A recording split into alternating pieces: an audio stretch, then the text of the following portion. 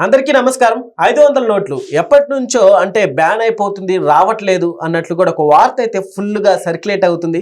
So ఇప్పుడు కూడా అలానే ఒక వార్త అయితే ఫుల్గా చక్కర్లు కొడుతుంది. సో అసలు కిందలో వాస్తవాలు ఉన్నాయా అంటే మార్చి నుంచి 500 నోట్లు రద్దు, ఏటీఎంలో కూడా దొరకట్లేదు అనే వార్తలు అయితే ఇప్పుడు ఫుల్గా సోషల్ మీడియాలో తిరుగుతున్నాయి. సో ఒకసారి వీటిలో ఎంతవరకు నిజం ఉంది తెలుసుకునే ప్రయత్నం అయితే చేద్దాం. ప్రస్తుతం స్టూడియోలో జర్నలిస్ట్ జగదేవ్ ఉన్నారు, వెల్కమ్ చెప్దాం. హలో సార్, నమస్కారం. నమస్తే జగ్గి. సార్ ఇప్పుడు నిజంగా ఈ 500 నోట్ల రద్దు ఎప్పటి నుంచో వస్తుంది, ఏటీఎంస్ లో కూడా దొరకట్లేదు అన్నట్లు కూడా. సో నిజం ఉందంటారు ఇందులో? యాక్చువల్గా అయితే ఆర్బీఐ నుంచి ఎటువంటి ధృవీకరణ అనేది రాలేదు, వాస్తవమా అవాస్తవమా అని. కాకపోతే ఇది ఒక పుకారుగా పుట్టిందని నా అభిప్రాయం. ఓకే. బట్ ఇంతకు ముందే ఇప్పుడు ఆర్బీఐ కూడా దాని మీద ఖండించింది, ఎక్స్ లో పోస్ట్ చేసింది అఫీషియల్ గా కూడా ఎవరు అన్నారు. బట్ అలాంటిది ఏదైనా ఉంటే ప్రభుత్వం డైరెక్ట్ గానే డిక్లేర్ చేస్తుంది. మనం బ్యాంక్కి వెళ్ళి మార్చుకునే వరకు మనకు తెలియకుండా ఉండే అవాక్కయ్యే పరిస్థితి అయితే రాదు. ఇంకోటి ఏంటంటే 2017లో డిమాండేషన్ ఏదైతే జరిగిందో అట్లు రద్దు చేయడము, సడన్ గా రేపటి నుంచే పని చేయవు, మీరు బ్యాంకులో సబ్మిట్ చేయనని కేంద్ర ప్రభుత్వం నిర్ణయం తీసుకుందో అది నిజంగా చాలా డేరింగ్ స్టెప్. దాని ఇంపాక్ట్ నెక్స్ట్ గవర్నమెంట్ వస్తుందో లేదో అనంత భయపడ్డారు కూడా చాలా మంది, ఎస్పెషల్లీ బీజేపీ నాయకులు అయితే.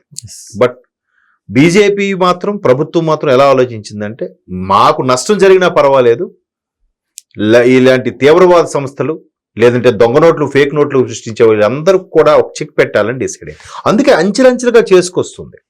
ఫేక్ నోట్ల విషయం కానీ, ఆర్టికల్ 370 కానీ, ట్రిపుల్ తలాక్ కానీ, అయోధ్య కానీ ఒక్కొక్కటిగా సిజరింగ్ ఇచ్చుకుంటూ వస్తుంది. ఒకేసారి చేయడం అంటే 3 పూటలు కలిపి ఒకేసారి తినేయగలమా? తినలేం కదా. సో అలాగా ఆ 2000 నోట్లు ఏదైతే చేసిందో అది నిజంగా డేరింగ్ స్టెప్ అనే చెప్పాలి.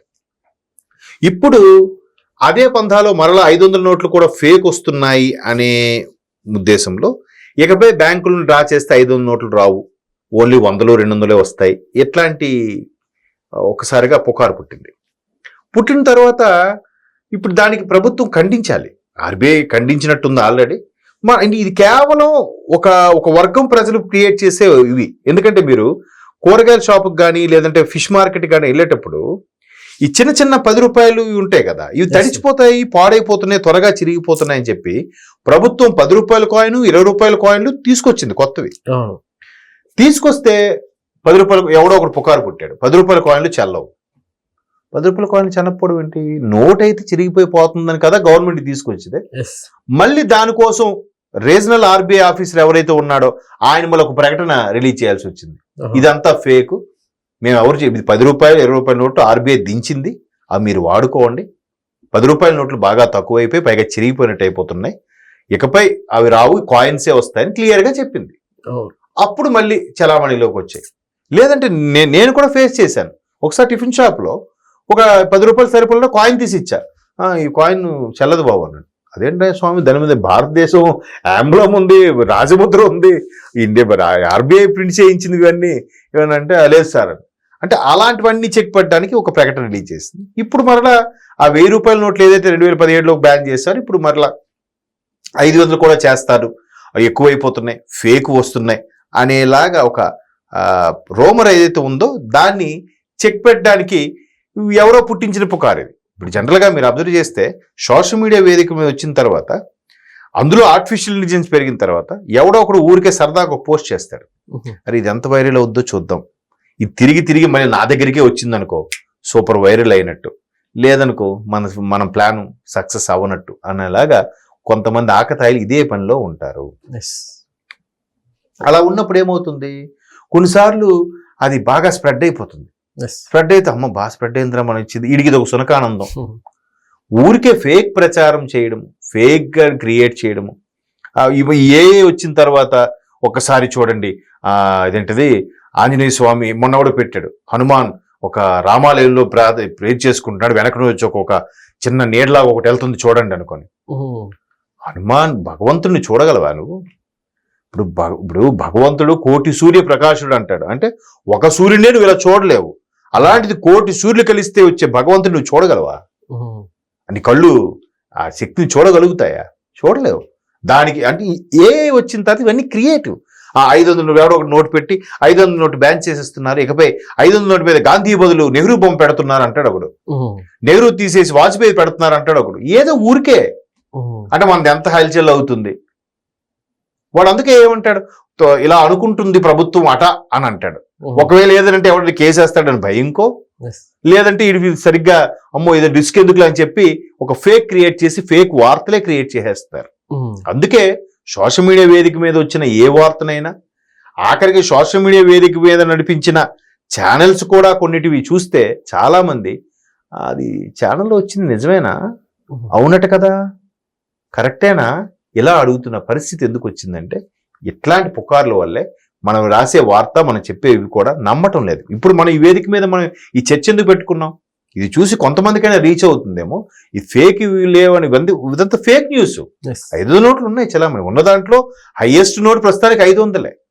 ఒక ఎక్కడైనా ట్రాన్సాక్షన్ జరగాలని అంటే 500 కూడా తీసేస్తే ఒక 10 లక్షలు ఇవ్వాలంటే ఎంత బ్యాగ్ తీసుకెళ్ళలేము, అంతే కదా. అన్ని 100, 200 పెడితే 500కే ఎంత బ్యాగ్ వస్తుంది అంటే కొంతమంది భారీగా ట్రాన్సాక్షన్ చేసే వాళ్ళకి ఇబ్బంది. సో ఉన్న దాంట్లో 500 పర్వాలేదు, బట్ దాన్ని ఫేక్ అవ్వకుండా జాగ్రత్తగా ఇప్పుడు అన్ని డివైజులు కూడా currency counting with currency fake కాదో కనిపెట్టే డివైజులు కూడా వచ్చేసాయి. ఒకవేళ అందులో కౌంటింగ్ పెట్టేటప్పుడు ఏమైనా తేడా నోట్ వస్తే కికి ఇక్కడ బీప్ సౌండ్ వస్తుంది. సో అట్లా చాలా వచ్చేసాయి కాబట్టి, బట్ పెద్ద నోట్ చేస్తేనే వాళ్ళు చేస్తారు. ఆ మధ్యన ఒక సినిమా కూడా వచ్చింది, ఇప్పుడు మన Raj and DK family man series తీసే డైరెక్టర్లే ఒకటి వచ్చింది, మన షాహిద్ కపూర్ ఎవరితో, షాహిద్ కపూర్ తర్వాత రాశి ఖన్నా హీరోయిన్ గా చేశారు. అందులో వెబ్ సిరీస్ ఓటీటీలో సేమ్. అందులో ఆ షాహిద్ కపూర్ చేసే పని ఏంటంటే యాజ్ ఇట్ ఈజ్ గా గవర్నమెంట్ చేసే 500 నోటు దించేస్తాడు, దించేసి మార్కెట్లోకి వదులుతాడు అనమాట. వదిలినప్పుడు అసలు ఎవడైతే ఫేక్ కరెన్సీ చేస్తాడో, దుబాయ్ నుంచి ఎవడో ఉంటాడో వాడు కనిపెడతాడు, మనకన్నా పర్ఫెక్ట్ గా ఉన్న నోట్ ఎవడు చేసేవాడు తీసుకున్నాను అంటారు. మొత్తానికి అదంతా ఆ ఫేక్ అంతా స్మాష్ అయిపోయేలాగా చేస్తాడు లాస్ట్ లో. అంటే అలాగా పెద్ద నోటుకి వెళ్తే ఫేక్కి వెళ్తేనే మనకి ఎంతో గిట్టుబాటు అవుతుంది అనేలాగా వీళ్ళు మాట్లాడుకుంటారు. దానికి కూడా ఎలా ఉంటుందంటే ఫేక్వి ఒక 10,000 ఇచ్చారనుకోండి, ఫేక్ 10,000 అయితే ఒరిజినల్ ఒక 5,000 తీసుకుని ఫేక్ 10,000 ఇస్తాడు. ఆ 10,000 ఈ 5,000 ఇంకో 5,000 కలిపేసి ఫేక్ వెళ్ళిపోతూ ఉంటాయి. అలాగా అంటే అందుకే ఉన్న పెద్ద నోట్నే వాళ్ళు చేస్తారు.